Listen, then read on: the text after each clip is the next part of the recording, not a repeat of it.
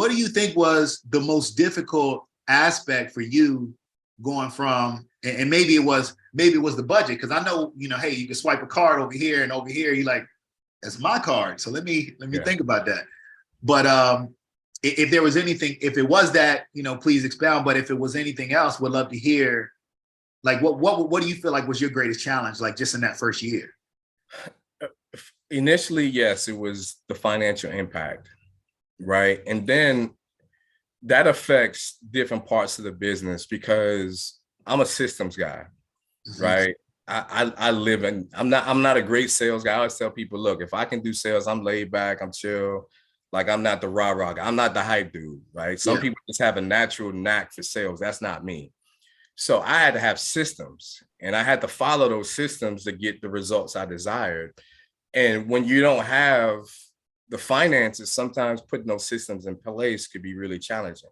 Like, I understood how to get a person to a lunch and learn, and from the lunch and learn to the actual appointment, and from the appointment to the sale, and all that kind of stuff. So I had a ton of systems in place that I operated when I was running my office, to now I really can't afford certain things. I mean, CRMs and power dialers and all that kind of stuff costs money. And I just took that stuff for granted. Like, I just went in the office and picked up the phone and, dial as long as I want to. Now it's like, hey, that thing costs money. VIOP was back in the day where you had all that, or you had the second cell phone line and make. So I struggled because I couldn't put certain systems in place, and there was more of me in the process that I wanted it to be. Yeah. Right. But, I slowly started being able to put those systems in place. I found a way to use Excel, and create, spreadsheets for prospects and put them in different phases of the sales process until I was able to get a legit CRM. I eventually found out about Google Voice and some of these other free things that were out there that you can use to make phone calls. So I did a lot of research, and I just kind of bootstrapped it until I got to a place financially where I can put the real systems in place that I use to run my business today. No, excellent. That was perfect, because that's what I wanted to hear. Like, hey, what was the difficulty, but also what did you do to modify, right? Because, there's a saying, winners always find a way, right? And you didn't say, well, okay, well, heck, I don't have these systems. Maybe I'm gonna have to just chuck this, throw it to the wind. You made those adjustments, say, hey, what can I do to kind of get me to where I need to go while I'm working back to, putting what I'm accustomed to, in the mix of my business. At what point did you know you had the hang of it? I'll tell you, it's funny. I share this story a lot. I think it was my first annuity sale. I had done, annuities in the career shop, but we always tag teamed them. So it was always me and another one of my managers in the office. We never did any annuities solo.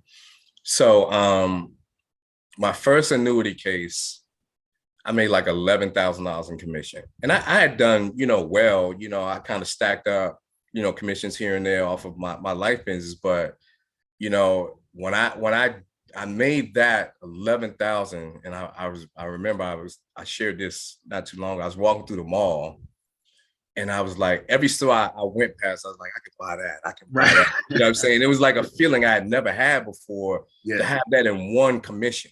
I'm not talking about a week's worth of sales. I'm talking about one commission. And I got the Bass Pro Shop, and I'm looking at guns and different things. And I turn the corner, and there's boats. I'm like, I can't get a boat yet. I got to keep at this. And that was like my motivation. Like, I'm almost there. If I can just keep doing what I'm doing, I'll be back for one of these boats. And that was kind of it for me. It's like the first time in my life, I'm somewhere where I can pretty much buy anything I want and not have to worry about, if I swipe the card, is it going to go through? You know what I'm saying? So for me, that was like, all right, I really see the opportunity here. And that opened up another part of the business that I hadn't really paid a lot of attention to, because, a lot of guys are white elephant hunt when it comes to annuities. They want that big deal, and they'll bypass all the low hanging fruit that makes you daily money to go after that. And I never wanted to be that guy, but I did see that, if I add this to the portfolio in a smart way, I can 10x my income real quick. Absolutely. Absolutely. Yeah, those annuities, that's Game something else. changer. Something else. I didn't know, until not too long ago. I was like, wow, tell me something, Yeah. but you know, so now, kind of getting to this point, and starting to build out your firm, comfortable. Where does SOBA come into play? Society of Black Agents. How did that become birthed? I spoke with Shay previously, and she kind of shared, her version of the origin. But I love to hear your story and your origin, because her side was you called her to be a part of this. So how was it birthed? So right before COVID, we switched over to telesales for my brokerage, right? I live in Atlanta. Atlanta's got like the third worst commute in the nation. I got tired of driving up and down 85 for people to no-show me, one-leg me, cancel, whatever. And I'm like, man, there's got to be a better way. So probably about 6 months prior to COVID, we had switched all of our systems up. We were doing telesales, calling from home. And then COVID hit. So people were calling me saying, hey, man, we can't be out in the field. I know that you're doing that telesales thing. Tell me how that works. I want to see if I can switch my brokerage over to start doing that. So I was having meetings like every day with dozens of agents, right? And they were like, man, this is dope. I wish there was a place that we can like share information and stuff like this, because there's not a lot of rooms out there that look like us where we can share resources and information and help each other build. So, it's crazy because initially I didn't want to do it.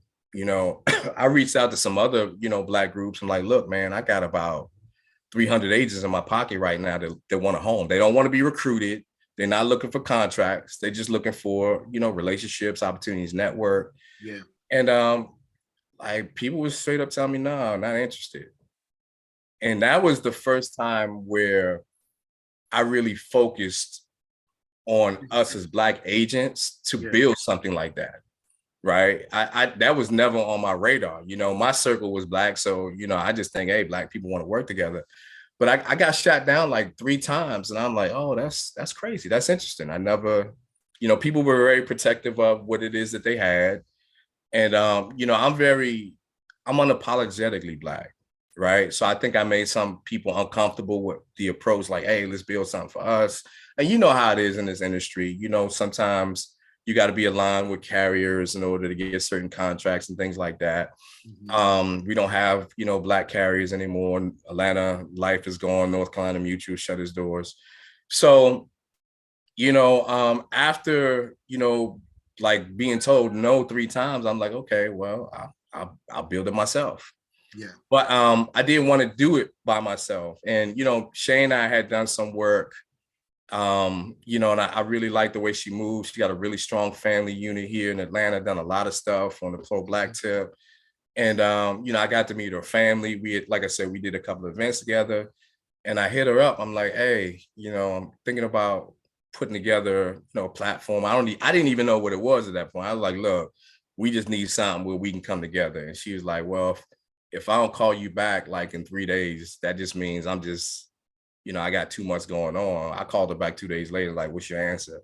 Because you've interviewed her. Shay's dope. I mean, I love our Black women, and when they get at it, they at it. You know what I'm saying? She helps keep me in line because I be all over the place.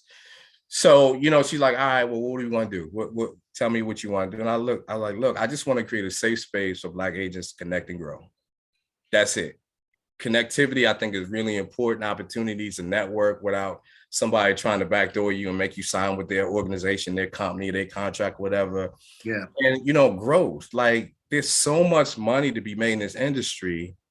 But unfortunately, I talk to so many Black agents that are struggling. Like, I talk to agents that haven't even cracked 50,000 yet and have been at this 10 plus years. Like, and it blew my mind. So I'm like, okay, what can we do, like, to help these agents really make money? Because it's all good serving your community and, having a license or whatever. But remember, I sat in rooms with guys when I was running my career shop. They would fly us down to Tampa once a month. All the agency managers, we would call general managers. So it's like 55 of us in a room. They had 55 offices across the country. And the guys that lived in Florida, they would pull up, I tell you no lie, Lamborghinis, Ferraris. Mm-hmm. We would go to the Hard Rock on Friday night after our Friday night meeting in Tampa. And these guys would pull out 10 stacks, all black, roulette. They making 50 grand a week. But here we are, agents that like are dedicated to this career path and are only making 50,000. I'm like, okay, well, what are we missing? Right. And I said, I want to pull back the curtain like it was done for me. And anything I can share, and that's how we are in a group. I mean, if it's lead companies, if it's contracts, if it's systems, if it's marketing, like whatever we can share, we try to bring people that have something to offer our community to help them, level up. I mean, we had you on the podcast and, it's just like we got the resources. We just got to get it out of the mentality of, I got to keep it to myself. There's enough for all of us to eat. Yeah. You know what I'm saying, and shout out to you, man. I copped your book. I copped your book the other day. You know what I'm saying? Oh, thank you, brother. Appreciate it. Yeah, you know what I'm saying? Like when you got people like that's a part of your network, it motivates, it inspires you. I'm like, damn, I need to write me a book. I've been talking about writing a book for 2 years. My man Rod done wrote a book. You know what I'm saying? It encouraged me to do what I got to do to get on my grind. You know what I'm saying? So having that community of people that are all moving in the same direction, that are encouraging, supporting, sharing, quote unquote, secrets, that's what we wanted to do. And we've done it. I mean, we almost at 1,000 in the Facebook group right now. We got Instagram and we started a podcast. And I mean, real talk between, our social media platforms and the other agency groups that we're connected to, we're touching about 3,000 Black agents right now. It's amazing. And again, it's a great community too. I'm in the Facebook group. It's a lot of great content that comes through with different webinars, resources, people just sharing information and knowledge. Like you said, just there's no utility attached. Yeah, we did a 6-figure webinar for free at the end of last year because I'm like, every agent in this industry should be able to make at least 6 figures. Yeah. I mean, and when we really break down the numbers, like 6 figures ain't what it used to be. 100,000 ain't what it used to be. No. And when you break down the numbers, it's really doable. Mm-hmm. It's just a matter of, I mean, we broke it down to 8,000 a month.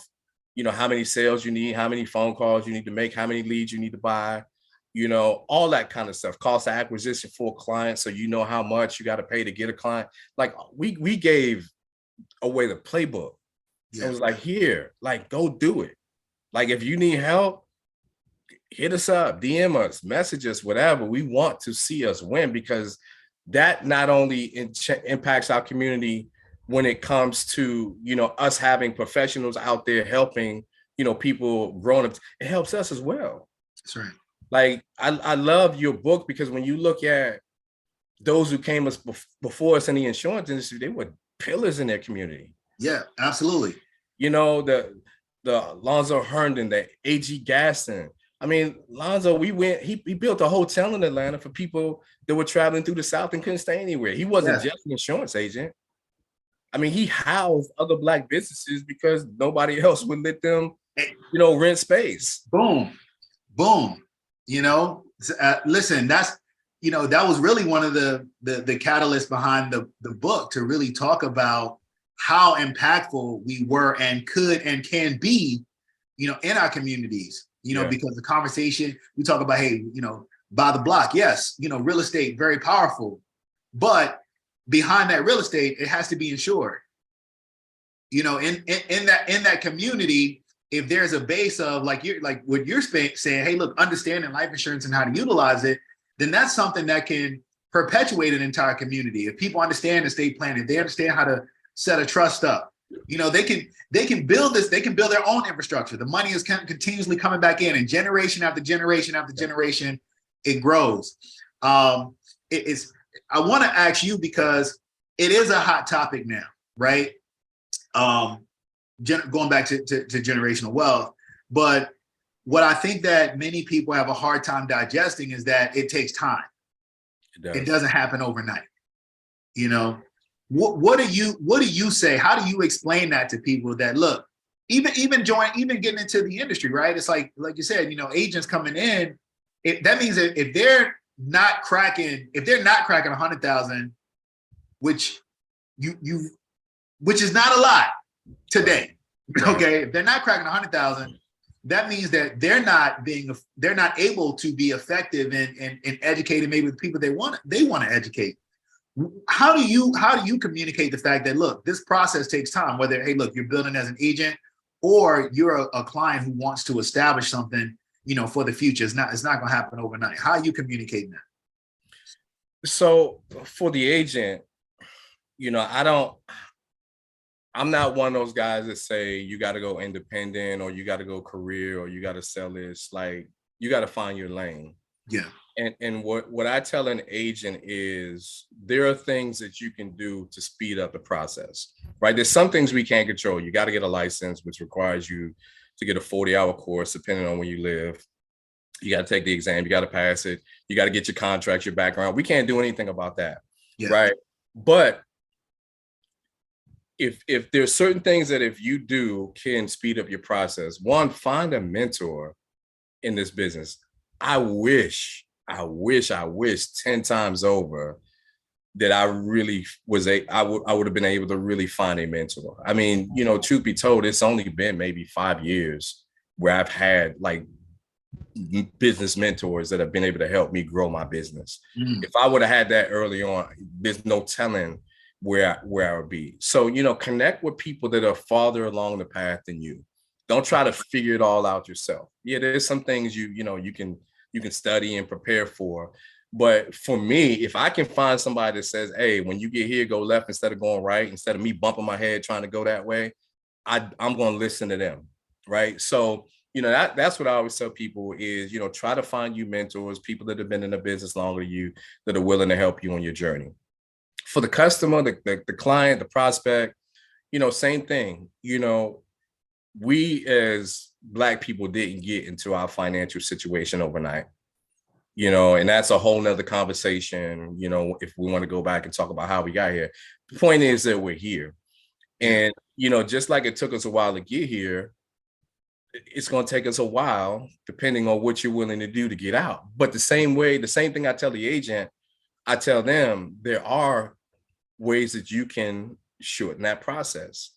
And the simplest way is to make sure you and your family have some life insurance. So at the bare minimum, you're not leaving them in debt, right? But I don't care if all you do is get $10,000 for a funeral, you know, to make sure that you're not putting them in a hole to figure that out. Because the funeral director don't care about your intentions. They don't care what you planned on doing or what you were trying to build. They know they got a body in the bag. And if you want it in the ground, it's going to cost you 10, 15, 20,000. How you going to pay me? So, you know, no fish fries and GoFundMe's and all that kind of stuff. Like, there are certain things that we can take responsibility for. And I think we need to do that. Like, it's easy to come up with an excuse on why we don't, but there are certain things we can do. And I always tell people, you know, the things you can control them. You know, there are certain things that we can do to better position ourselves as agents, and consumers can better position themselves as consumers. Pay a little more on that car insurance to make sure that if something happens to it, you get a new one. It's easy to be cheap and be like, no, I'm paying the state minimum because they allow you to, and then you wreck that car. I'm like, oh, you know what? Now I can't do nothing. You know what I'm saying? So, you know, things we can control, and, you know, connect with people that can help you do so. No doubt. Absolutely.